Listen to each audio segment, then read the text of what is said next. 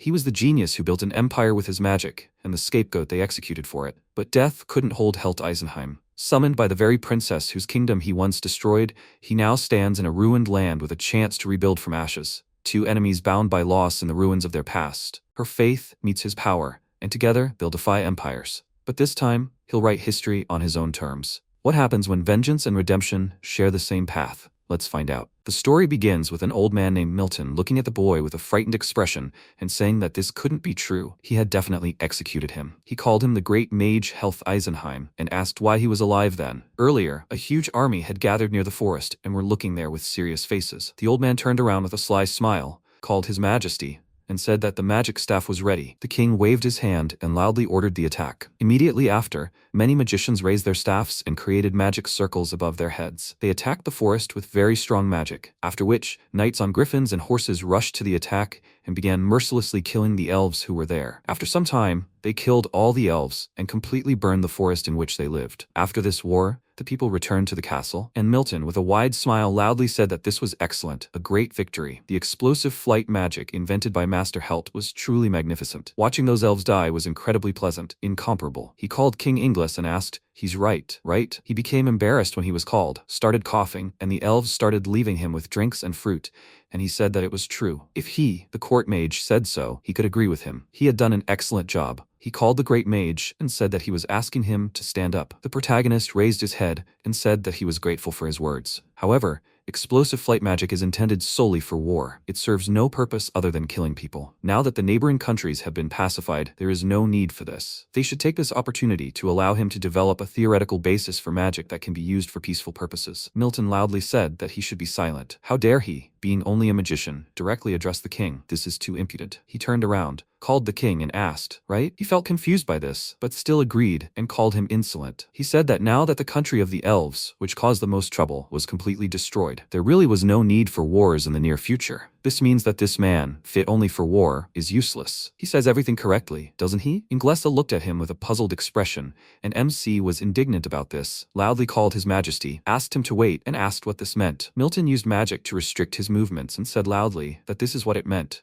The chains squeezed his body very tightly. He began to cough up blood and said that bringing staffs into the throne room was forbidden. He laughed about this and loudly said that he had the king's permission. The other mages also began to use the spell, creating chains that sealed the mages. He looked at it with a wide smile and said that this was the same war magic, the theory of which was developed and implemented by this master. It deprives one of freedom of movement and even magical power, a truly powerful and terrifying magic. Their country is a magical kingdom. What does he think will happen if someone capable of creating such powerful anti-magic magic defects to an enemy country? He has risen to the rank of a great mage at such a young age. Leaving him alive is too dangerous. He called him by name with a confused look and said that this is not how to treat a war hero. He didn't have time to finish because Milton loudly called him king and said that their country would suffer great damage from his rebellious magic, and he himself would not remain unharmed. This would be a serious problem. In that case, executing him is the king's duty. After all, even a hero, when peace comes, becomes a murderer. If his head is put on display as a war criminal, then the violations of military laws during the battle with the elves can be hushed up.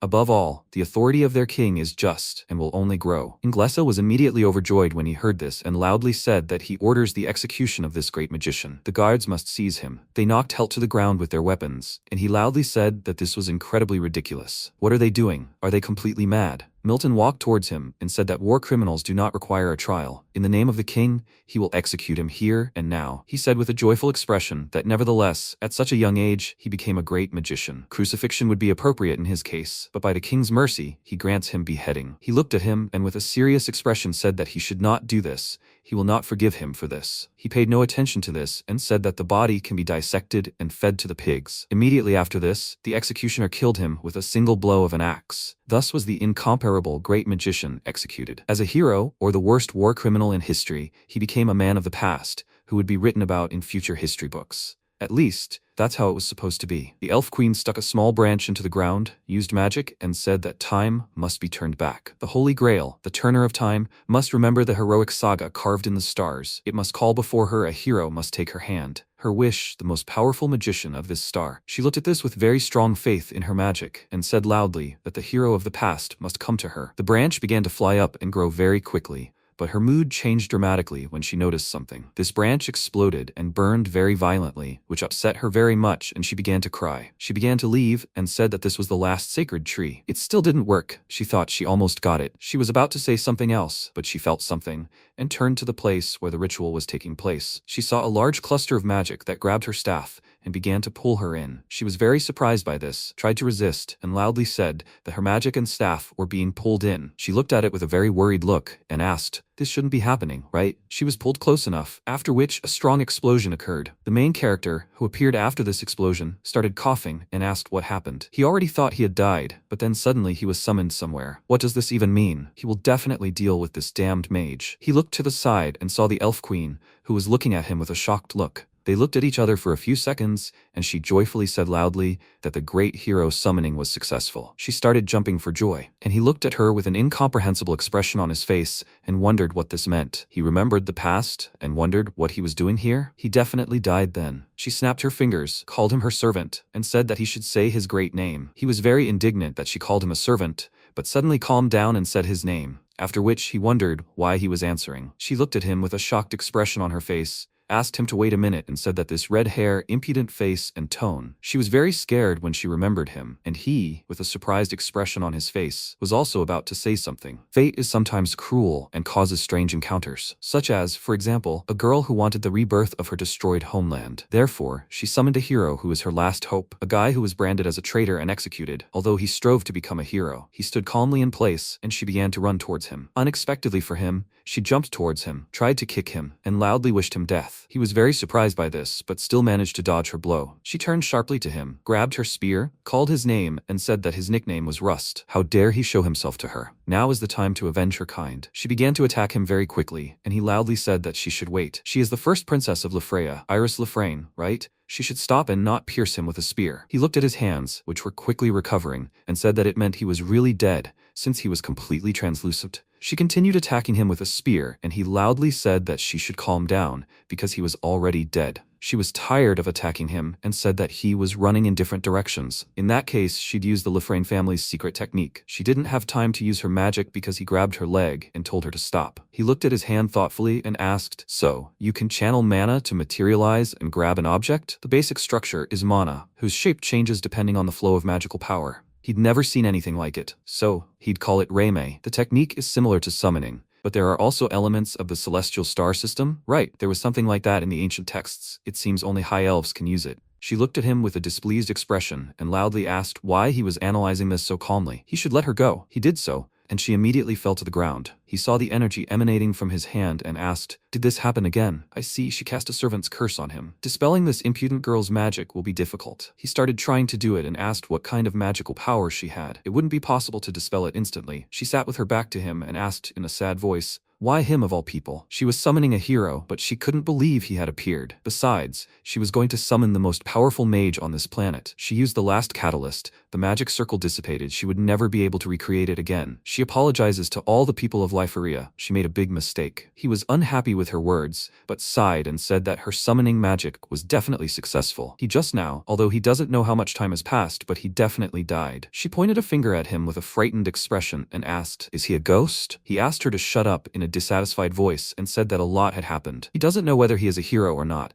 but it is her own fault for wishing for the strongest mage on the planet. People of the past die and become hero candidates. This is because no matter how you look at it, a mage stronger than him does not exist. He noticed that she was looking at him with a smile, began to shake, and he asked what was wrong. Iris couldn't hold back her laughter and loudly said that he spoke so pathetically, although he himself was dead. She approached him and began giving orders like a dog, and he followed them against his will. MC got really angry about this and loudly said that she shouldn't mock him. She ordered him to lie down and bark, which made him even more angry, and he loudly said that he would kill her. She looked at him with a smile and said that for him, her orders are absolute. If he says something insolent again, then she will treat him like a dog for the rest of his life. He got into a fighting stance and loudly said that at first he thought about killing those idiots from Inglis, but changed his mind. He would have to kill all the elves and he would start with her. She also got into a fighting stance and loudly asked what he just said. Immediately after that, they started fighting each other. After a while, they both got exhausted, fell to the ground, and she said that he was pretty good for a mage. He said that she could have won right away using the curse of submission. She sat up and said that he could also become incorporeal so that physical attacks would not work on him,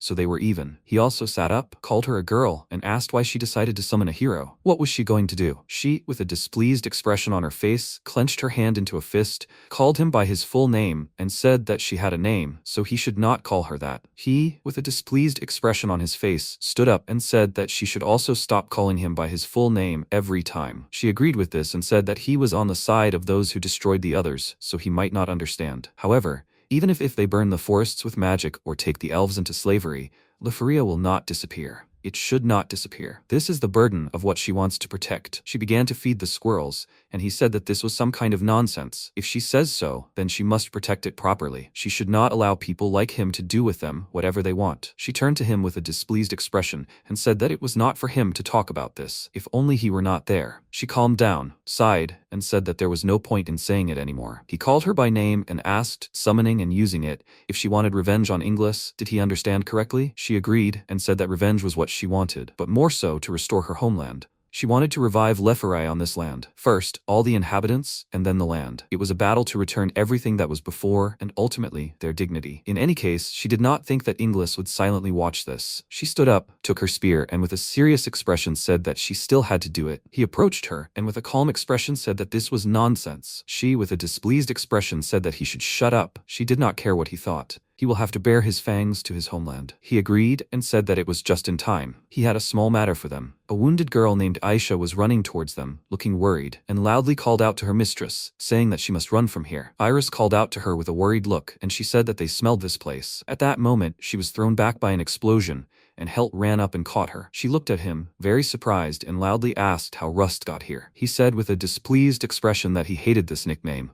He looked away and said that, as always, they were rude and reckless in everything. She got into a fighting stance with her spear and ordered her to step back and him to go forward. A group of magicians came to them, dragging the bodies of wounded elves behind them. They looked at her, started laughing, and said that, indeed, there was a whole princess here. He doesn't like elves, but she's pretty good. The main thing is not to kill her, right? Before presenting her to the king, maybe they should taste her? They started laughing, looking at her, and asked loudly what she was going to do with such a pathetic staff. They were armed with the latest staffs and magic, developed by that same great mage. Their moldy elven magic was no match for them, even if they used all their powers. The protagonist looked at this with a displeased expression and asked if he really gave power to such freaks. Iris looked at him with a displeased expression and said that it was true. His misdeeds were countless, but giving power to freaks like them was his greatest crime. He said that he had nothing to say in response. They should listen before shooting. He was about to say something, but the mage began to use magic and loudly said that they all must die. He used the magic bullet spell, Explosion. After that, they started laughing, called them weaklings, and said that they should watch. They instantly turned into coal. MC went to them and with a displeased expression said that they did not check and attacked without warning. Who trained them anyway? They were very surprised when they saw him and loudly said that this cannot be.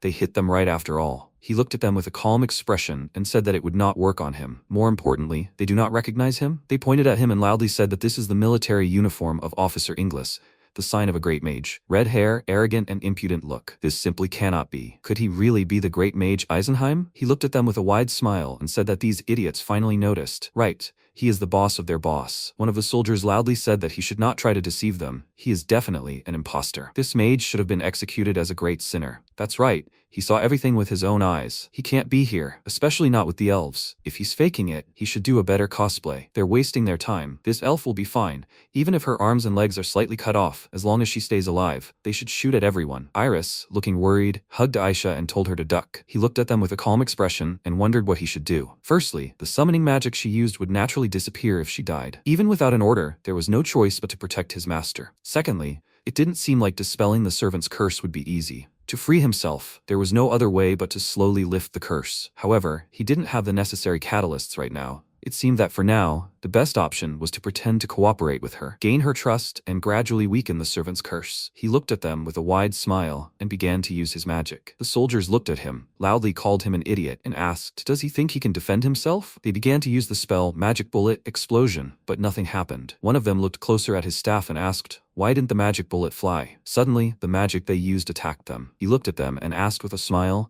is he even asking this? Who do they think created this technique? There is counter magic against all the magic he has invented. Their bodies crumbled, and he said that was why he said they would fail, although they would no longer hear it. He called Iris and said that he also had a small personal grudge against Inglis. Since this was the case, he would help her. he would go and restore their pride. He emerged from the roots of a huge tree and was very surprised when he saw the burnt forest where the surviving elves were. They walked through this camp where the wounded elves were, and he looked around. Helt asked if they were really hiding in the autonomous region of Lefria. She agreed with a serious expression and said that it was the only ruined city where they, who had lost their country in the war, were allowed to live. He said that a magical squad was desperately searching for the third princess, who had gone missing, but it was difficult to find anyone inside the sacred tree. Aisha turned around, called out to the princess, and said that she should hide her face. 2 nights passed by them, but they did not see him and walked right through him. He turned around with a displeased expression and said that it was so boring that they couldn't see him. It seemed that when he was in this form, those without spiritual power couldn't recognize him. She called the mistress and said that they should leave here quickly. The current magical squad might notice the death of their comrades and call for reinforcements. He looked at them and asked what she was going to do next. He would tell her right away that even he wouldn't be able to protect her if she rushed at the royal castle. Iris said that she wouldn't do such a stupid thing, although if only he had rushed there and self-destructed, everything would have been resolved. He was indignant about this and said loudly that she didn't even have to think about it. She turned to him and said that he would disappear if he went beyond the reach of her magic, so unfortunately, it would be impossible to control him remotely. The guards called out to them loudly and asked why they were shouting. The elves approached them and said that he was asking for water. They should at least use greening magic. They haven't eaten for 3 days. Her child needs milk. The soldiers loudly said that they should move away from here. To hinder their passage means to go against King Inglis. One of them raised his staff and loudly said that they should move away, otherwise he will burn them with magic. One of them attacked the girl with the child and loudly said that she should leave here. He started hitting her with his staff and loudly said that she should already silence this child. Iris was very angry about this and was about to do something,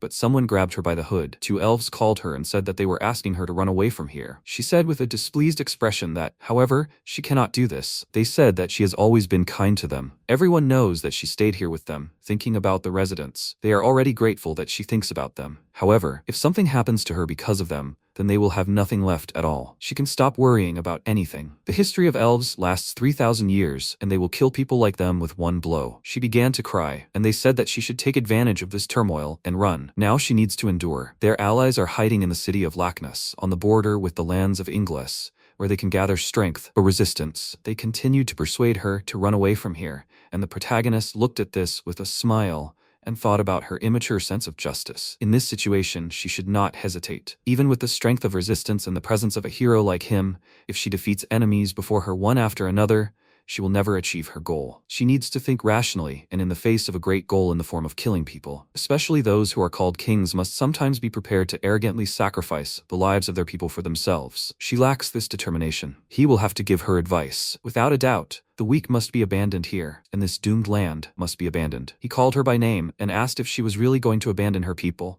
abandon the weak and run away. Where had the pride gone that she must bring back? He was very surprised by this, turned away, covered his mouth with his hand, and with a shocked expression wondered why he was saying the complete opposite. That was not what he wanted to say. He removed his hand from his mouth and said that being afraid of soldiers from the mage squad was simply ridiculous. So this is how he wants to take revenge on them, isn't it? He didn't think so. She thinks they will help her in Lackness? Is she really a princess, and where should her place be? Does she even want to rebuild her country? He covered his face with his hand and wondered what he was even saying. Maybe it was because of the curse. No, that wasn't it. Iris laughed at this. With a wide and confident smile, she walked forward and asked, "So that's how this ghost spoke?" She threw off her cloak and jumped towards them, which caught their attention. She landed on one of them and hit him very hard with her staff. They were about to use magic with serious expressions, but she turned around abruptly and delivered several quick blows with her staff. She quickly defeated 4 soldiers and turned around with a serious expression. Aisha, like the elves next to her, was very worried about what happened and called out to the princess. They all looked at her intently,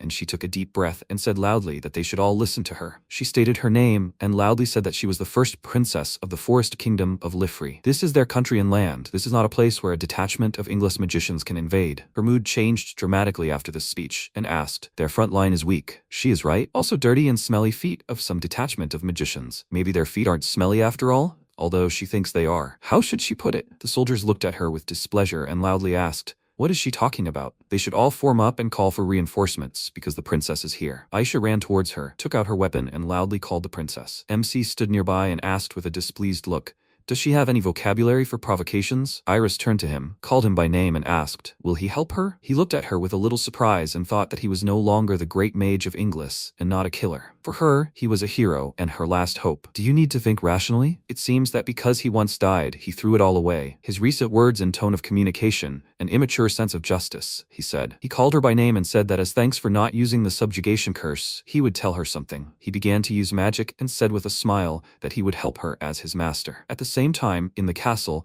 the guy loudly announced that one of the white wings of the knightly order of griffins had arrived. Lady Maria Aswell had arrived. The knight called the commander and said that everyone had already gathered in the White Wing Hall. They walked down the corridor together, and he asked to summon the division commanders to a room that only the royal family could use. And who did he think he was? He arbitrarily started wars, expanded his borders. However, they were already running around here just trying to maintain supply lines. She called him Ricard and said that they could be heard. She smiled and said that she would ask directly whoever called this so-called White Wing Council. She opened the door and saw Milton, who was sitting at a table with a guy named Henrik. They looked at her with smiles. He called her Silver and asked if she thought she was late. Maria looked at them with a calm expression and told the chairman that her griffin did not want to return. While they, the knights, were flying to different places, they were provided with a rather luxurious room. She looked at the old man with a serious expression and asked in a serious voice, "What did he do?" He said that he did nothing. The king simply rewarded him for his previous services. By the way, he heard that they said that his squad of magicians discovered Princess Iris. However, her squad was flying to different places, enjoying sightseeing flights. She laughed and asked, but the search was initially under his control. Moreover, she heard that so far there were no results, and the reputation of the squad of magicians has fallen through the plinth. Is that true? He said that, in fact,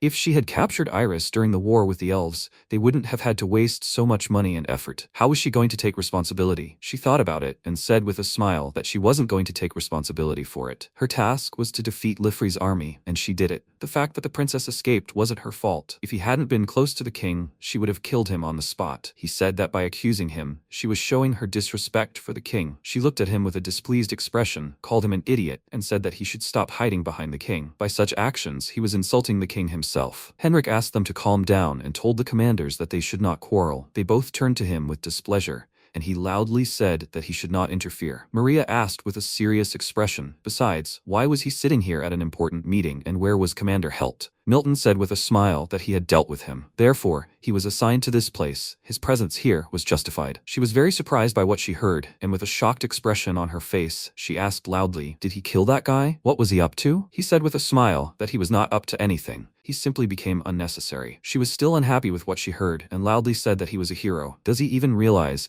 how many lives in their country were saved thanks to him? What kind of nonsense is he talking about? This is some kind of mistake, and it is useless to talk to him. She will go and ask the king directly. He loudly called her and said that in the hall of the White Wing, his words are the words of the king. Therefore, she must take a seat. With a displeased expression on her face, she loudly insulted him, but still sat down in her seat. Suddenly, a soldier entered the hall, apologized, and said loudly that he knew that a meeting was taking place, but an urgent report had arrived. He looked at him, puzzled, and said that he should tell about what happened. He opened the scroll with trembling hands and said that the thing was that the magical detachment stationed in the Lifrey Autonomous Region had been completely destroyed. He was about to say something else, but Milton said loudly that this couldn't be. He had sent capable soldiers there. She looked at him, loudly asked him to be quiet, and then turned around and asked, "What else?" The soldier said that the Autonomous Region had rebelled, led by Princess Iris. He was very surprised by what he heard and said loudly that there shouldn't have been any troops left there. He called her loudly and asked, "What's going on?" She looked at him with a smile and said that she didn't know,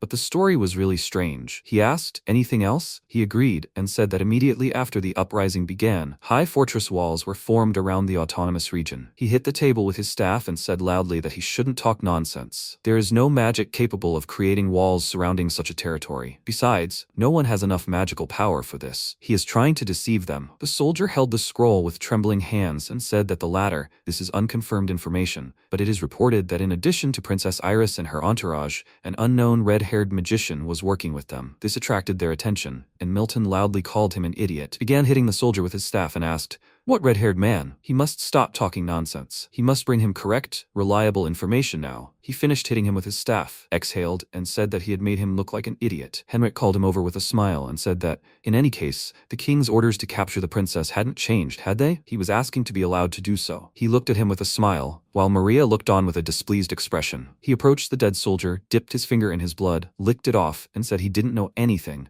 about any red-haired mage. He needed to make everyone understand that all mages were a relic of the past, using what he had developed, the power of a steam squad. At the same time, the The protagonist was sitting on a huge wall and said that the view was quite beautiful. The north and east were surrounded by mountains, which acted as a natural fortress. The problem, as expected, was in western Inglesa. Word of the uprising would soon reach Milton, and he would start fussing. Henrik would probably be his replacement, and Maria would be difficult. In any case, even though it was improvisation, he somehow figured out the defense of the West. Magic for creating large-scale walls. The fact that the amount of his magic depended on the summoner was a pleasant surprise. Almost infinite magic at his disposal. That was wonderful. He called Iris and said, with a cheerful expression, that it was as expected of a high elf from the royal family. She was lying on the floor without any strength, which greatly worried the elves nearby, and they loudly told the princess that she should hold on. She was still lying on the floor and thought that this was simply terrible. She had no strength at all. Aisha approached him and with a displeased expression said loudly that he should stop this immediately. He became a little worried about this and said that she should calm down. It was so-called magical anemia. It was similar to a sudden pumping of blood. Everything was fine. Is she all right now? She agreed and said that she didn't like to rest. She installs those very staffs and devices along with the villagers. He asked, however, is this normal? She is a servant, but she is not near her. She looked down from the wall with a small smile and said that everything was fine. As long as the lady was within these protective walls, she was safe. Besides, the invasion had made her feel a little uncomfortable here. He said that, by the way, he hadn't asked. She was from the Gypsum people, right? They are people of war and dance. Wandering the desert, she smiled and said that, as expected, he recognized. He said that he saw twin blades on her, Ulrail if he was not mistaken. Only people of her people wear such weapons on their belts. Also, her eyes are magical, right? The power to see far, clairvoyance. She agreed and said that she thought he only understood magic, but she had that knowledge as well. He said that it was because anything can become food for magic. Architecture, art, history, politics, governance, nothing is useless. She said that as expected from a great magician. His nickname Rust was given for a reason. Wasn't she right? He said loudly with a displeased expression that he didn't like it. She looked at him with a smile and said that she thought it suited him perfectly. The embodiment of composure and ethics, striving for rationality and efficiency. A man without emotions, like iron and red hair. He was still dissatisfied and said that there were too many red elements that were weakly connected. She remembered his appearance when he gave a speech and said that, however, he didn't seem like himself then. She didn't think that he would advise the lady to fight instead of fleeing. It didn't sound like the words of a man striving for rationality and efficiency at all. He apologized with a slightly confused look and said that he himself was surprised when he said it. She laughed about it and said that there was something human in the famous Rust too. He said that in any case, he was sad that he died so easily. She should also smile more often because it makes her much cuter. Aisha, with a displeased expression, pointed her finger at him and asked, not only did he die, but he also rotted to the marrow? He, with a displeased and incomprehensible look, said that he had actually paid her a compliment. She, with a serious expression on her face, looked ahead, called out to him loudly, and said that the enemies were advancing. He looked in the same direction and used vision enhancement magic. Thanks to this, he saw many soldiers heading towards the elven settlement. She, with a serious expression on her face, said that a detachment of magicians and dragon shadows behind. He began to examine it in detail and was very surprised when he saw the coat of arms they were carrying. His face immediately became serious, after which he smiled, began to laugh and asked, should he go after all? This was his old nest, after all, the Ingles Magical Institute. He founded the Military Magical Research Department. His main business was prototypes. He had seen a lot. Perhaps he was too confident in himself. Then they should start a war. She asked with a serious expression, could they win with their current forces? He said calmly that of course, since he was here. She took a deep breath, called him risen from the dead, and said that she was even interested in what he would come up with. It was time to play. MC called her by name with a smile and said that she should call Iris since they needed to convene a war council. She agreed and immediately ran away. Thus, the first defensive battle for the autonomous region begins. He looked at the human army with the help of magic. A group of elves came to him, and he said that 1 battalion of mago-technician and a little less than 2,000 mages with staves. This is some kind of mockery. This is a siege after all. She said loudly with a serious expression that they think they will win easily since there are only women, children, and the wounded here. They underestimate them. If they want to capture this fortress, they need to bring at least 100,000 men here. The other elves supported her, but Aisha stood to the side and asked why they were angry that there were few enemies. The fewer enemies, the better, right? They turned to her and agreed. He looked back and said that perhaps he shouldn't relax too much. They may have fortress walls, but the staff mages have ranged attacks. Their main forces are in the rear, and among them are his old comrades. Frankly, he doesn't know what to expect from them. It's best to be on guard. Iris agreed, got angry, and said that indeed, in the last battle, they suffered a lot because of the magical equipment developed by mago-technicians, and mainly because of him. He said with a slightly dissatisfied look that he agreed that it was his fault, although he mainly developed combat magic and tactics, and did not fight directly. Although this does not really excuse him, he took a deep breath and she said that there is no need to be upset now. He was not even on the front lines, so it is even worse. He was just sitting in a safe place. Although she also survived only because she was born into a royal family and everyone protected her. She stood next to him and also took a dissatisfied breath. Aisha looked at them and said that they should not be upset now. She looked to the side, pointed a finger and said that they should look at this. A guy on a horse galloped up to them and loudly announced that they were a Mago technical unit of the Kingdom of Inglis, a Mago Steam Legion. Their commander's speech will now be broadcast through the transmitter. They must listen carefully. Using the device, Henrik stated his name and said that he was the commander of the Mago Technical Corps. Helt heard this and thought that he had taken his place after all. He loudly declared that their actions were an illegal takeover and they would never accept it. If they immediately opened the gates and surrendered, they would ensure that as few people as possible would suffer, so they must open the gates. He sighed with a calm expression and said that a minimum of casualties was a noble concern, although what exactly they considered a minimum was unknown. What will they do? Iris kicked hard and said loudly that the answer was obvious. She stood on the edge of the wall, loudly stated her name, and said that she was the first princess of the Forest Kingdom of Lefreya. She officially protested the unjust occupation and exploitation by the Kingdom of Inglesa. From this day on, the autonomous region of Lefreya declares independence from the kingdom. Here she proclaims the revival of the Forest Kingdom of Lefrey. If they are not ready to admit it, although she will put it more simply, if they have grievances, then they can try to attack.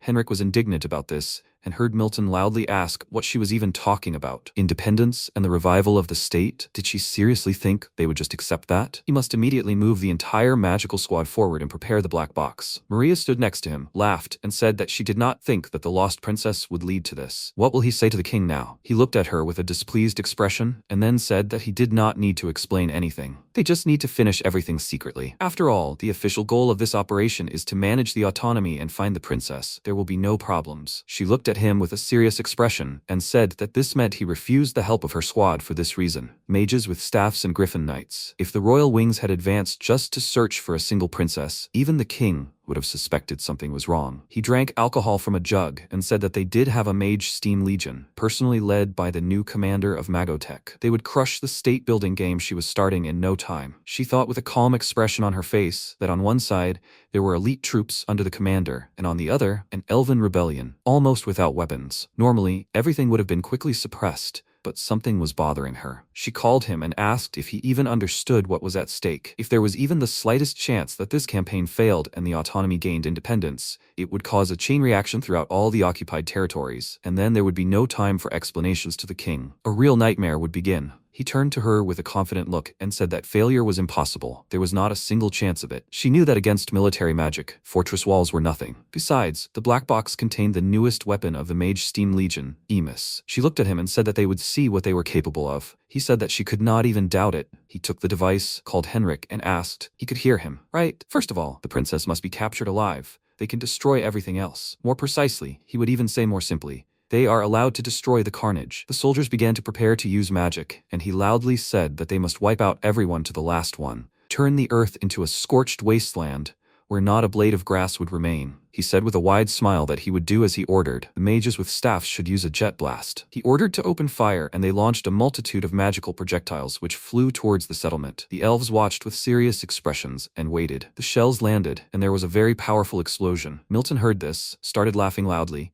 called them idiots, and said that they just needed to bomb them from above, that the war had taught them nothing, that they were all worthless. Maria turned sharply to him and loudly asked what that explosion had just been and what was going on there. He loudly said that she should look there. Henrik was very surprised and loudly said that the fortress wall remained intact. The princess and everyone else were alive. They were very surprised by what they heard and loudly asked what this meant. Earlier, when the mages had just attacked, the elves were very scared because of this, began to panic and loudly said that there was that light again. Aisha, with a serious expression on her face, said that this was the same attack that had burned the forest and the army of Lifrey in the previous battle. Iris said that they had attacked with full force again. Just the sight of it gave her goosebumps. It's okay. They need to stay calm. She calmly called the protagonist and said that he should quickly counter it with his counter magic or whatever it's called. He calmly refused and said that it wouldn't work. She became indignant about this and, looking worried, loudly asked what he meant by "it won't work." What did he mean by that? He calmly said that counter magic only activates near him. If it flies overhead,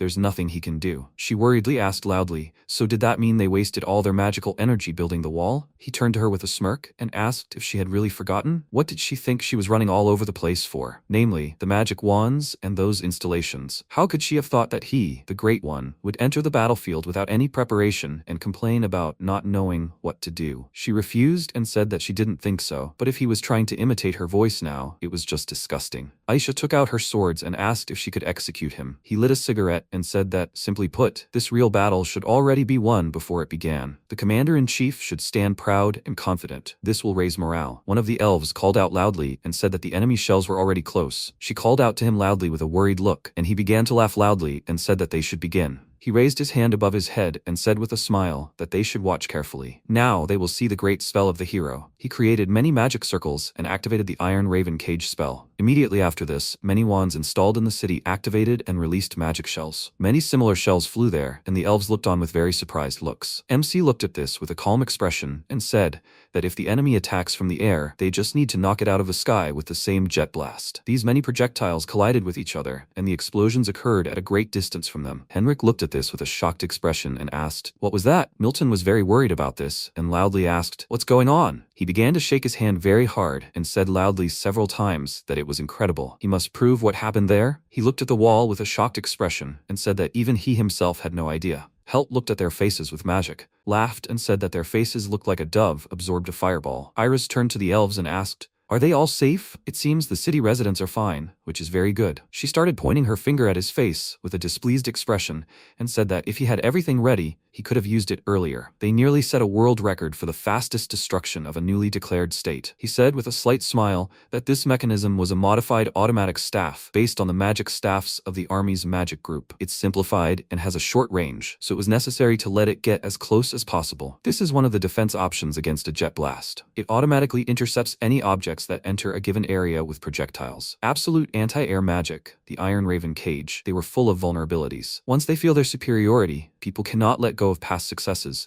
overestimating their significance. This overestimation interferes with self-criticism and they turn away from their own weaknesses. Besides, she added fuel to the fire with her challenge. It worked perfectly. She is a professional at provocation, right? But they went at them without hesitation with a jet blast in rage. This is what happens when they think that a technique that worked once will work again. It seems they are confused and do not know how to react. So if they start acting, then do it now. They looked at him and asked, "Is he enjoying war?" That's right, their country suffered at the hands of such a psychopath. However, although it's unpleasant to admit, she's glad he's on their side now. Aisha called her over and said that, frankly, it was amazing. She doesn't understand magic, but the multiple volley tactic requires a huge amount of mana.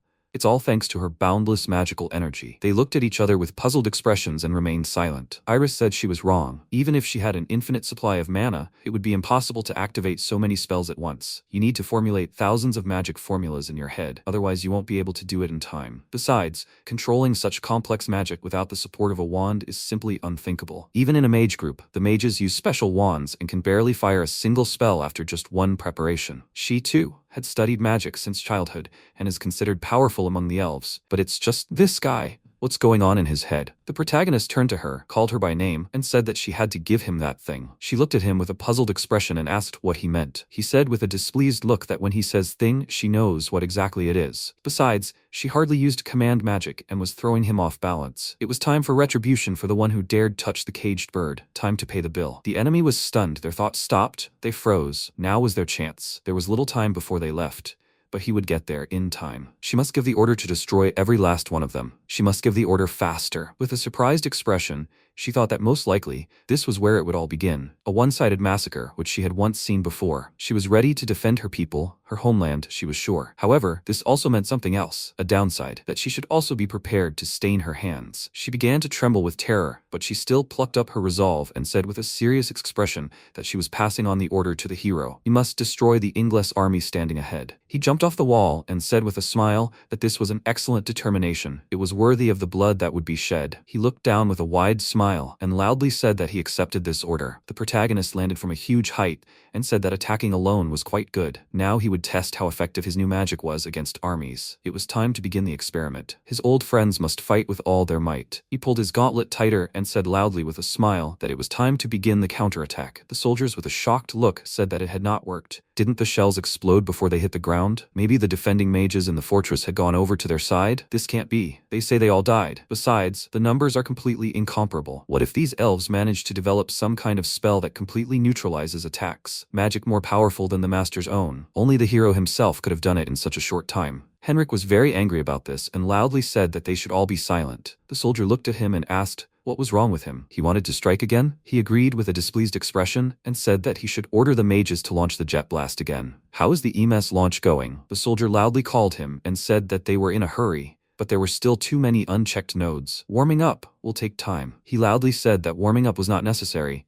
They should launch it immediately. They became worried about what they heard and loudly said that this would overload the neurocircuit. He killed one of them with his magic and said that he was the commander here. They had no right to object to him. He orders to launch it right now. A soldier approached him with the device and Milton called his name loudly. He asked, "Is he saying that the wall remained intact and their attack had no effect? It's just an optical error, right?" Henrik, with a worried expression on his face, said that he thought so. He said in a serious voice that he must remember who put him in this chair and what he did for it. He must try to remember it well. He said with concern that he understood everything. He continued that next time he should report good news. He grabbed his head, and one of the soldiers called out to him loudly. He, with a dissatisfied expression on his face, turned around and loudly asked, "What else?" The soldier turned to him and said that a person was approaching them from the front at high speed. Another soldier asked, "Is this a parliamentarian from the elven army?" The soldier said loudly that he was flying too fast for a parliamentarian. They started using magic to see the approaching man, became even more worried when they saw him, and loudly said that it was him. Henrik, looking shocked, said that it couldn't be. This simply couldn't be. He was supposed to be dead. He started to fall off his horse due to stress, but the soldier managed to catch him and loudly said that he was giving the order to shoot at him. He was giving the order to change the target. They launched a rocket blast in magic detection mode at full power. The soldier loudly asked to wait and loudly said that using a rocket blast in magic detection mode was a crime against humanity,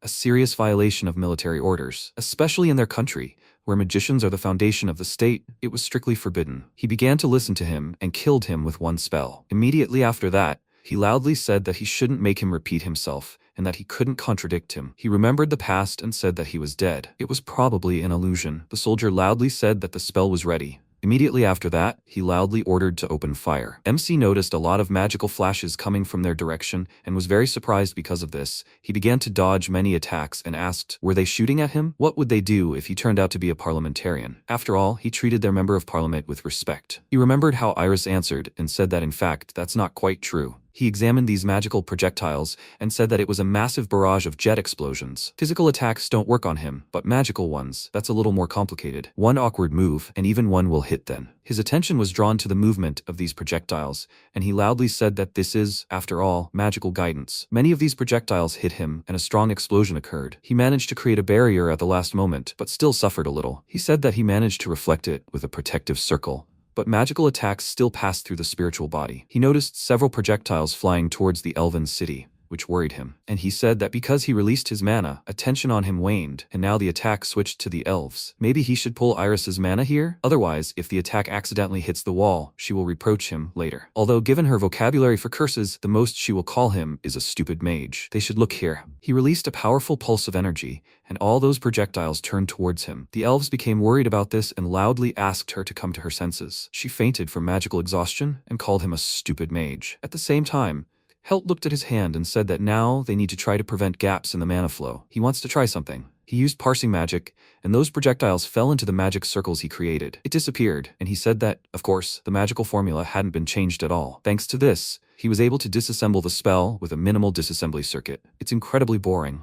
Suddenly, a strange sound caught the protagonist's attention. He wondered in surprise, what is it? The elves were also perplexed by the ominous, eerie sound. Iris gasped in amazement. Why is it crying? Aisha called out to the princess and shouted, the black box is opening. Everything around lit up with a bright flame. A magical symbol framed in flames formed in the air, and something began to emerge from the box. Helt, observing this effect, cursed and exclaimed in surprise. Could it really be the Ema's steam puppet? It was a terrifying, enormous creature, wielding an equally enormous sword. The protagonist smiled and exclaimed admiringly, wow, Henrik actually did it. He completed the creation of this steam puppet. MC rejoiced. That's it. Here he is, the real Henrik. The creator of Emes, hearing his words, smiled broadly. Iris and her subjects watched the proceedings attentively and warily. The protagonist addressed the doll, urging it to show him its answer of intelligence and efficiency. He spread his arms wide and prepared for action. Henrik remembered 10 years ago at the academy, Khan had approached him and told him that this time he'd broken the record for first place in the magic exam. The boy thanked him. He continued. The professors had particularly praised his paper. Henrik remained indifferent. As they passed the courtyard, the students noticed MC, who was sitting under a tree, engrossed in a book. Khan said, "Let Henrik see. Helt skipping classes again. Why did he even come to the Royal Magic Academy?" Jin remarked. "They say he's not interested in the army at all. He only joined because you can read scientific books for free in the Royal Library." The students began whispering. "Oh, that redhead. It's not even clear what family he's from. He's not even a noble, is he? Besides, he always looks down on everyone." Henrik looked at the protagonist with a smile. Khan suddenly said in bewilderment, "Let them wait. Doesn't he always come in second on exams?" Jin noted that was true, and he had heard that his recently invented spell had been officially adopted. This was a revelation for Henrik. He looked at the protagonist in amazement. Khan said again, "They said he was already, as a student, developing new battle staves along with magical artillery." Jin exclaimed, "Are you serious? That's just crazy. If someone like that joins the army, maybe he'll even achieve the title of Grand Master, which no one has achieved for 100 years. Henrik listened to his classmates' chatter with interest. The other students reacted to Jin's words with laughter. Come on. From such an oddball, Jin had a reasonable answer, but who knows? And now Henrik, looking at the protagonist, irritably said his name. The protagonist activated his magic weapon and summoned a piercing magic bullet. He aimed his blow at the enemy, but the projectile exploded on impact with the enemy's armor, causing no damage. MC cursed. It didn't work. Eames countered with a crushing blow, which Helt barely dodged. The force of the enemy's blow breached the stone wall behind which Iris and her minions were located. The protagonist cursed again, seeing the damage. Iris appeared from behind the wall and angrily shouted at the protagonist, calling him an idiot. Helt muttered, "What's she yelling about? He'd better ignore her." If she was yelling, that meant she was alive. He looked at the enemy and thought, but still, this steam puppet. He'd once made a prototype for fun, and now she's been reinforced beyond belief, and her armor is thicker, and her speed is insane. The protagonist barely managed to dodge the enemy's swift attack again. MC jumped back to a safe distance and muttered, "This isn't a level you can reach simply by investing money. A magical core capable of withstanding such intense forces. How could he even create such a thing?" He activated his weapon again and summoned a magical pellet, and again, he saw that everything was in vain. Helt remarked he was in trouble. He should have not only been researching, but also maintaining his form while he was alive. He wondered if his new body was regenerating properly. Suddenly, Iris's voice echoed in his head. She addressed him by name and asked if he could hear her. She informed him that she had now linked her vision with Aisha and was seeing everything through her. The ruler asked him to hand over control of his body to her. She would handle the combat techniques, and he should focus on how to defeat this doll. She checked with him. Surely he had some idea where her weak spot was? Helt looked at his opponent and said with a grin, "Of course. Has she forgotten who he is?" He continued. "Body connection," he said, "is the use of elven puppet magic." He understood. Iris told Aisha to observe the battlefield. The servant replied that she would do everything. Iris transferred herself into the protagonist's body and exclaimed, "They're beginning." A fierce battle erupted between Emas and the protagonist. Ethan exclaimed, "Emas seems to be gaining the upper hand." Henrik exclaimed maliciously, "That's excellent. At this rate, Helt will be destroyed." Ethan suddenly exclaimed, "No, more likely, that unidentified aircraft will be shot down soon." Henrik said thoughtfully, "Then they'd better be on the safe side." He ordered his soldiers to provide artillery fire support. Let the magical artillery spread along the flanks.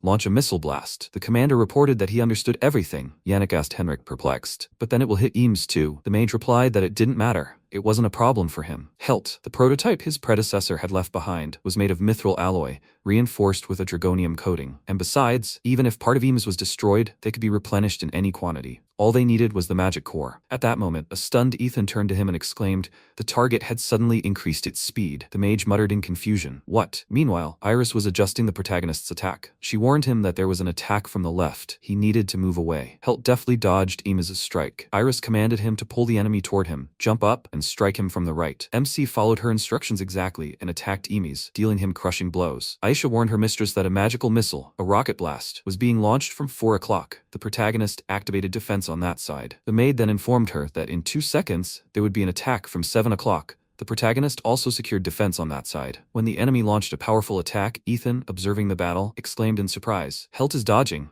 And he's doing it as if he had eyes all over his body." Henrik's face turned white at his words. To top it all off, he saw MC furiously attack Eames in response, dealing him a series of crushing blows. Helt told Iris that the doll's basic design was unchanged from its prototype. The only differences were the dragonium coating on the armor and the power source in the chest, the magical core. He continued that dragonium repels magic from a distance, but in close contact, it becomes a semiconductor, allowing magical energy to pass through. He used a magic stone from the Grusin mines for the core, but if he figured out what they'd replaced it with, he could use disassembly magic, so as long as he dodged attacks, Eames was practically invulnerable. Just get close enough to crush it. Aisha gave the command to proceed, and the protagonist and Iris attacked the doll. Then she told them to leave everything to her. The protagonist activated magical power in his hand, extended it toward Emis, and shouted at the enemy, "Well, first, let them show him the true nature of the magic core." MC called up magical analysis and scanned the doll. What he saw shocked both him and Iris. The princess left the protagonist's body and returned to her people. Aisha, surprised, asked her why she distanced herself. Then she asked Help what had happened. Did she need to destroy the doll? The protagonist laughed, first quietly, then louder, a slightly sinister chuckle. After laughing, he exclaimed, "Wow, Henrik's brilliant. He solved the problem of rebooting the magic core this way. Did he really use elven corpses?" After a while, Aisha explained to a distraught Iris that the core is both the vessel of magic and the brain, and those whose very existence is close to magic are the most compatible with magic. The protagonist chuckled. "Elves. Yes, that's logical.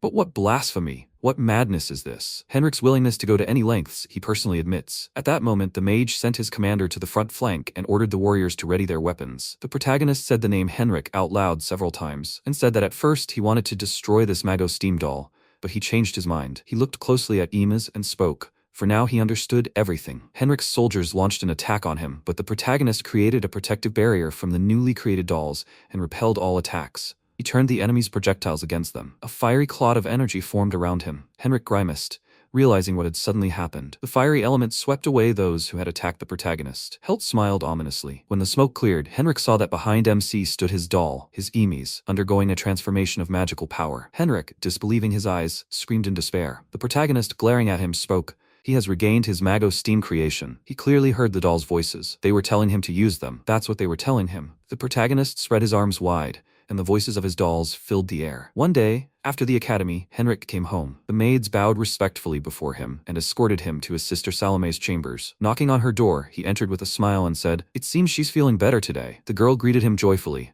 holding a small bouquet of flowers for her. She exclaimed, "When did he return?" His sister wanted to get up but started coughing. Henrik fearfully asked her not to strain herself. "Everything's fine." Salome returned to the bed. He handed the flowers to the maid and told her he'd just stopped by his father and mother's graves. He'd only stopped by briefly today. He'd have to return to the labs soon. Salome answered in a downcast voice, "Sorry." Then she asked him, "Is the research institute the place where they create new spells?" He must be very busy. Henrik told her that nothing could be done. After graduating from the academy, he earned a Master of Magic degree from the university and was immediately accepted into the Corps with the rank of lieutenant. He added that the military had been expanding lately, and all the officers were stuck in the research institute, never leaving. Salome laughed and said, "That's good." Their parents always said his talent for magic was superior to everyone else's. He was the pride of Basar. Henrik laughed back. Salome, her eyes sparkling with pride for her brother, asked him to use his great magic to help many people. He looked at her with a smile and promised her this. He added that he would advance ever higher at the institute, and he would definitely develop a spell that would heal her body, so she should hold on. His sister had promised him this. Sometime later,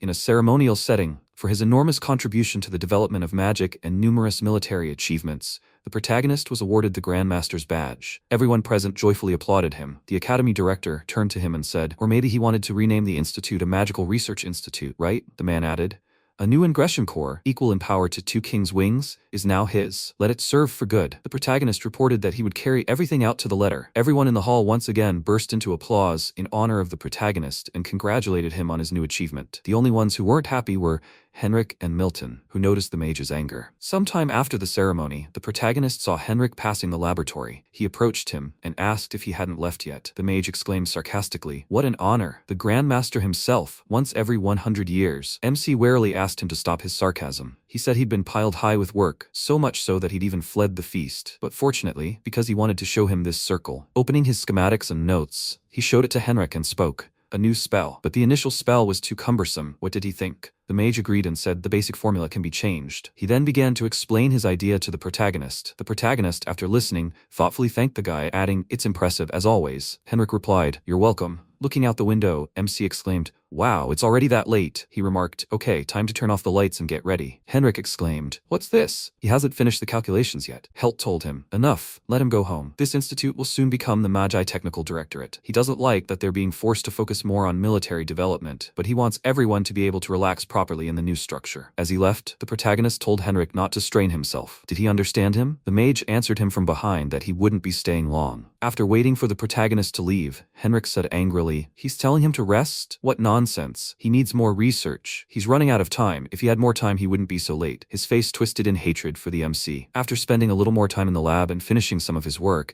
Henrik met Milton. He asked the old man what was wrong. Did he want to talk to him? The old man bowed his head before him and uttered what must have been heartbreaking news. Mistress Salome was her name? Henrik turned pale and looked at Milton in horror. The old man continued. They say his sister has died. The mage's legs gave way, and he fell to his knees. Not believing what was being said, he muttered, his sister. How does he know this? Milton, rubbing his nose, said, he lost his parents early on after all. They were his only family, right? Salome was born with the same talent for magic as he, but with a frail body. Please accept his sincere condolences. Henrik, struggling to speak from grief, thanked him. The old man added, by the way, he'd read his dissertation on the compatibility of the human body and magic. Viewing a person as a vessel for magic, like a magic stone, is a very interesting idea, he continued. It seems it's based on the discovery of Grandmaster Helt, but the way he, Henrik, developed and applied the theory is simply astounding. It's no wonder this work earned him the number 2 position in the Magic Technical Directorate. The mage thanked him for these words. The old man continued dispassionately, although, of course, he still hadn't caught up with the protagonist in his career. Henrik frowned, not liking the old man's words. Milton mused, what if the research institute were entirely at his, Henrik's, disposal? If he had power greater than Helt's, perhaps there might still be time. Henrik asked him, interested, what he meant. Milton glanced at him from under his brows and, as if sealing his words, said, then his sister wouldn't have died. Henrik remembered Salome from their last meeting. The old man continued. He had graduated from the Magic Academy as the top graduate, breaking all records, but he couldn't fulfill even his modest wish. What a tragedy. His talent shouldn't languish in Helt's shadow. It was time to break with it. The mage, surprised, was about to address him as master, but Milton rudely interrupted him, telling him to call him by his first name. Henrik, his voice firm, asked him what he wanted from him. The old man answered, it's very simple. Let him make the mage's technical directorate his own. In other words, let him get that idiot Helt out of the way. He has a project in his possession, a secret spell for a sealing chain against magic. He just needs to give the formula to their mage core, and they'll do the rest. Henrik looked at the old man in bewilderment, then said irritably, that's impossible. This is a joke, right? Helt's been his friend since the academy. He can't do this to him. Milton said calmly. Well, then, let him pretend that conversation never happened. And by the way, his work, it describes the effects on the human body too thoroughly. It's too well written. He conducted an investigation. For some reason, servants were dying too often in his, Henrik's, estate. After all, he returned there again and again for research to cure his sister. He used living people as test subjects. His words cut through the air and Henrik's ears like thunder. The old man remarked that he wasn't judging him.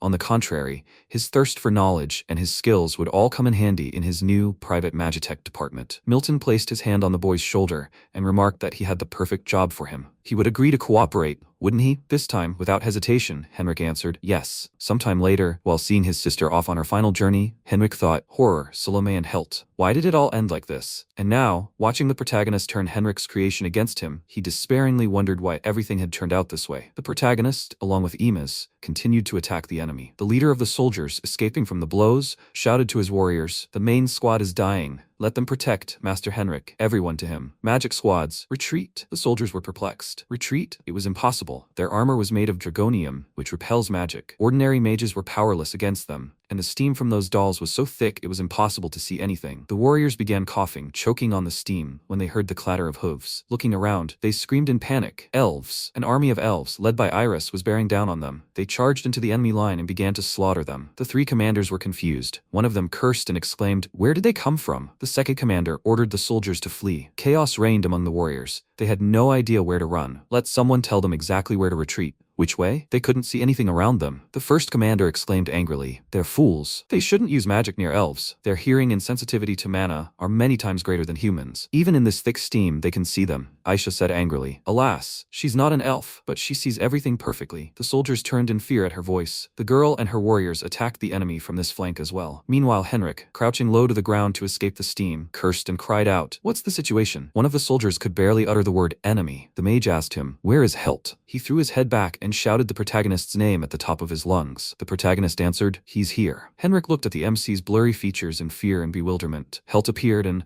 looking askance at the traitor's friend, said, it's been a while since they've seen each other. Henrik, unable to believe his eyes, exclaimed, how is it that he's alive? The protagonist answered, it's a long story, but in fact he's already dead. Henrik drew his weapon, pointed it at the protagonist, and exclaimed angrily, if it weren't for him, everything would have turned out differently. The protagonist, looking him in the eye, told him to retreat. He would spare him, let him live. Henrik, perplexed, asked him what he'd said. MC answered him. He'd rashly told Iris to exterminate them, but he didn't want her to follow a bloody path. If someone can be saved, let them go. And that included him too. Henrik, not believing his ears and eyes, wilted under the protagonist's resolute gaze. He asked for forgiveness. Helt, his face darkened with anger, said that he'd come to this because that old man Milton had killed him, and he'd felt the darkness in his, Henrik's, heart.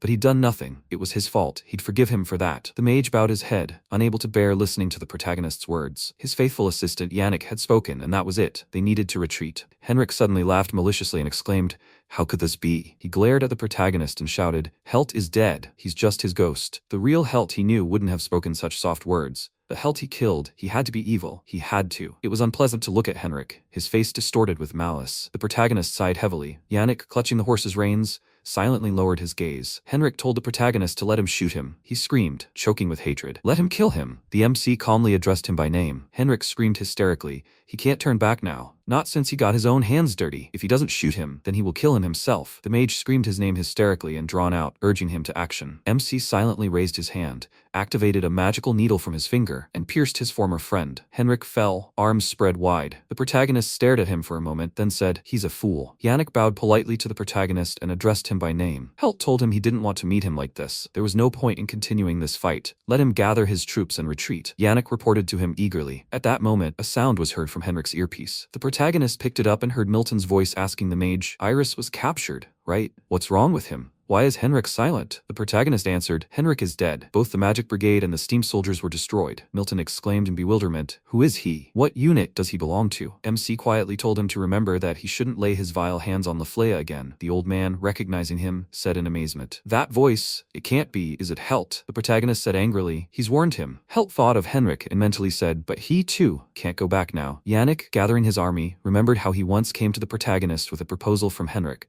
but Helt had kicked him out. The boy was about to object, but the protagonist uttered his name sternly, and the warrior wilted. MC asked him to tell Henrik that he was working too hard. He would eventually break his body. Good research results require good sleep. Besides, he's not naturally strong. He's good at creating new things from scratch, but he quickly loses interest. But Henrik has something he doesn't.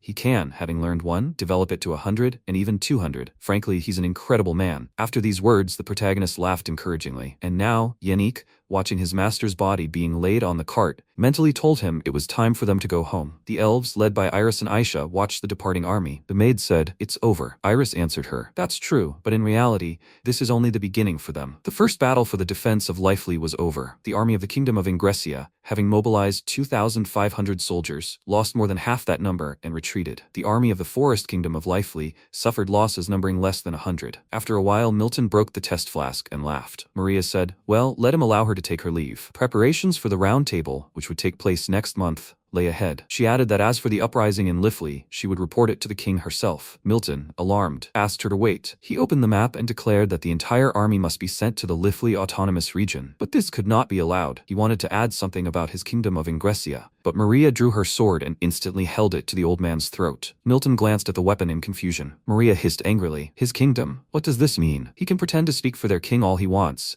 but let him keep his fantasies to himself or his bedroom. If he's so tired of spinning these airy nonsense over his head, let him tell her, and she will help him blow them away." As she left, the girl pushed the old man so hard that he flew into the wall and sat on the floor. He thought angrily, why did this man continue to interfere with him, even in death? In a fit of rage, he clawed at the floor with his fingers and shouted the protagonist's name. The old man hated the protagonist and the elves, Maria, and the Phantom Kingdom. Meanwhile, in the Phantom Castle, Shayna asked Rukeo if she had heard that the elves had rebelled. She replied that she knew. She had also heard that they had reclaimed their country. The two joined hands and Shayna said, "This is their chance, isn't it?" Rukeo replied, "Yes, it is." Shayna continued, "They will take back what is theirs, their sacred lands." Rukeo supported her. "Yes, they must do this. These are their treasures of knowledge. They will punish this vile, thieving nation," meaning the protagonist and the elves, Martha and Milton, and the kingdom of Ingressia. At this point, Ingressia exclaimed irritably, "This is wonderful, simply wonderful." The elves rebelled, and Ingressia's army suffered a crushing defeat. Kale, who was busily writing something in a notebook,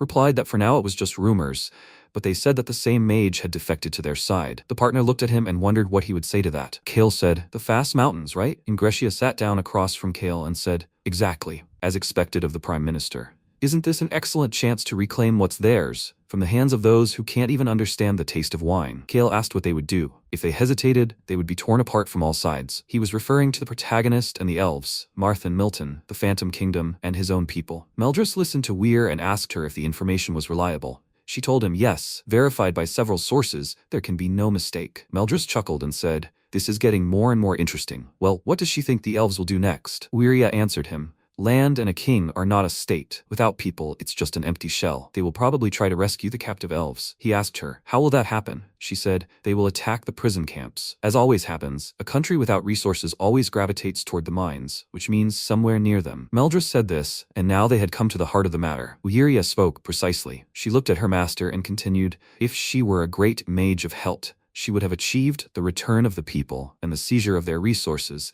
in a single operation. Meldrus looked at her carefully and noted an excellent answer, worthy of a future beast lord. Then she understands what their country should do? She said, take advantage of their attack and recapture the mithril mine. The beast lord laughed and exclaimed, excellent. Then let her go and see that country with her own eyes. Now she can go. Uyiria readily answered him that she understood, and in the blink of an eye, she disappeared. Meldrus wondered if the elves were worthy of standing beside them, and if not, what would come of all this? The next day, the restoration of the city began in Lively. All the residents worked tirelessly, rebuilding the destroyed area, planting the burned trees. The work was joyful and painstaking. Late that evening, Iris walked along the perimeter of the settlement, constantly looking back, as if searching for someone. Finally, she heard Helt's voice. He told her that, after all, wherever she was immediately visible. She objected, saying it was impolite. She didn't know where he was, so she was looking for him. The protagonist was sitting on the edge of the wall, a book in his hands, which he was engrossed in reading. He told her that his location was easily tracked by the spell's trail. How did she even know he was here? Iris noticed that the old ladies upstairs had seen cigarette smoke. That's what they told her. He was a ghost, after all, but he keeps showing himself to everyone. The protagonist remarked that when he's in spirit form, books are awkward to hold. Iris said, I see.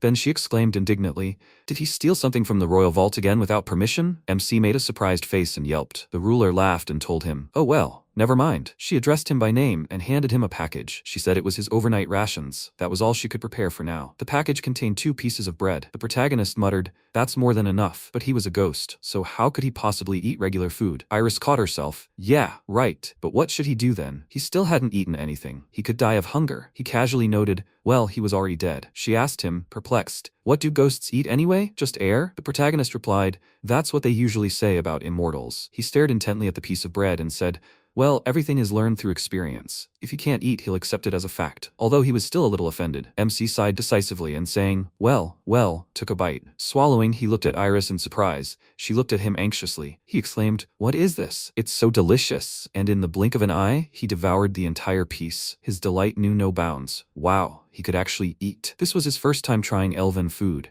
and in a ghostly body, no less. The tartness of the black bread paired perfectly with the roasted beans and acorns, and the cheese wasn't bad. The food might be simpler than the Ingression army rations, but it was still excellent. Iris sheepishly told him to forgive her for the food being poor. Not like on the battlefield. She sighed and said, officers from the grain plains are generally tactless. He was always like that. The ruler handed him a plate of food and told him to have the bean soup. MC apologized to her, but he really wasn't lying to her. It was delicious. Slurping his soup, he laughed and said, he's already dead after all. He thought he no longer needed food and sleep, and he probably did. But even in this body, it turns out eating is nice. Iris looked at him with a smile. Then she stretched and said, rebuilding the country is terribly hard, after all. So much work piled up that she didn't know where to start. The protagonist suggested that for now, the most important things were shelter from the rain and wind and food supplies. But there was a catastrophic shortage of people to restore governance. Iris noted that from a human perspective, elven society was a completely matriarchal society. Important government positions had traditionally been occupied by female officials. That's why, after the invasion, Ingressia specifically sent female administrators to the camps. The position of interim chancellor has now been taken over by a former governor of one of the districts who managed to escape. She's one of the few with experience in actual administrative work. The protagonist remarked, the other old men just shout forward to ingression and nothing more. Iris smiled and noted, that's true.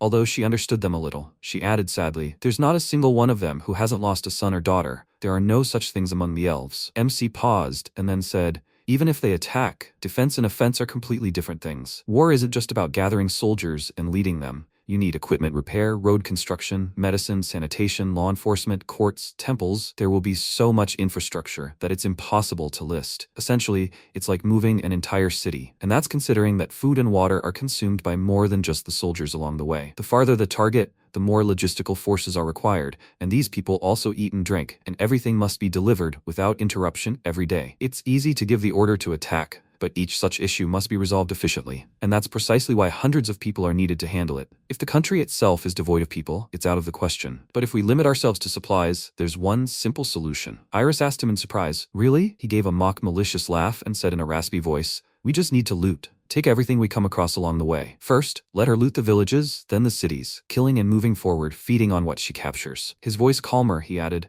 but she's unlikely to agree to that. Iris looked at the floor, embarrassed. He continued, so first they'll focus on rebuilding and training personnel. They have land and a king, but no people. It's no longer a state, Iris remarked. That's what a certain merciful king named Hylia used to say. A good phrase. MC looked at her in surprise and replied that, in his opinion, it sounded like an excuse for plunder. 500 years ago, he supposedly gathered a huge army and nearly conquered the entire continent amidst the noise of war. And what kind of mercy that was. I wonder who among the elves saw him as a child. They have long lives after all. Iris said, unlikely. Even the oldest barely lived 300 years. She paused, pushed her hair back from her forehead, and continued. Whether he was a villain or a savior, it's unlikely they, living later, would be able to understand. They themselves don't know what awaits them. The protagonist said, according to current records, he seems to be a historical executioner. That's just how it turned out. Iris exclaimed, but that doesn't mean everything is correct. The protagonist countered, no, it's not. By the way, what happened to the captured dolls? The princess replied sadly. They buried the bodies of those inside with honors, and they'll dismantle the doll bodies and they'll be used as a resource. The protagonist said, I understand. He asked Iris to leave him a couple of parts. He had plans for their future use. Iris agreed with his request. She understood. At that moment,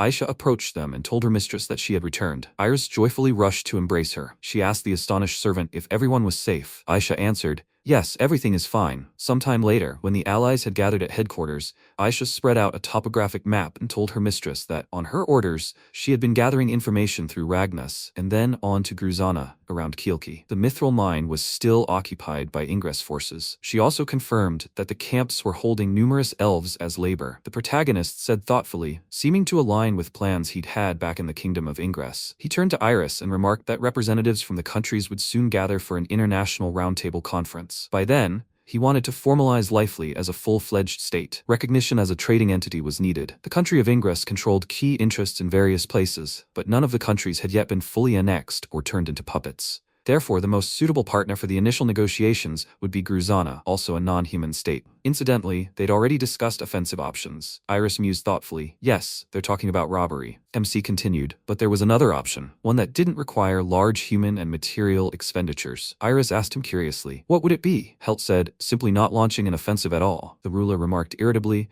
a cunning response, diplomacy instead of a strike? The protagonist replied, yes, they'll resort to diplomacy. While saving the elves, they'll also reclaim the mine. This would be a fine gift for Gruzana when establishing relations. Diplomacy allows one to achieve one's goal without launching a full-scale invasion. But there's one catch. In diplomacy, one element is crucial. Who speaks and who provides the guarantees. In this case, it must be Iris. The girl looked at him with astonishment and concentration. He continued, and for him to play the leading role, she would have to go there personally. But if she, as ruler, would be abandoning the stronghold, that carried its own risks. Without hesitation, Iris gave the order to prepare everything. She added that the country of Ingressia would be unable to act in the near future. To avoid arousing suspicion, they would travel alone with Aisha, Tycho, and a small group. The maid was very surprised by this decision and exclaimed, is she coming too? Iris gave Chancellor Crow the order, leaving Lafleya in custody. The Chancellor responded with surprise, understood. MC said, the iron bird cage has been set to fire if necessary. Aisha said their men, hidden in the trading city of Ragnas, are ready for the operation. We must unite with them immediately.